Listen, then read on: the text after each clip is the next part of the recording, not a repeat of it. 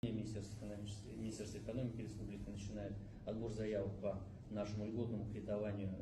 малого и среднего предпринимательства. Тоже было важно, я доложил об этом Модер Зурович, поскольку он с самого начала, это была одна из задач, с которой он выходил на выборы, обеспечить поддержку малого и среднего предпринимательства, поддержку предпринимательской инициативы. И мне кажется, мы с коллегами из Министерства экономики Республики создали, во всяком случае, предложили бизнесу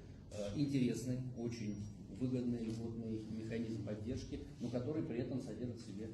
такие внутренние экономические рычаги и инструменты, которые бы стимулировали людей не просто там, получать средства и проедать их, да, а получать средства, вкладывать их и сначала, начиная там, с малого и среднего предпринимательства, может быть, даже постепенно доращиваться и вырастать в серьезные бизнесы при этой поддержке. Кто-то разовьет существующий бизнес, кто-то, может быть, решится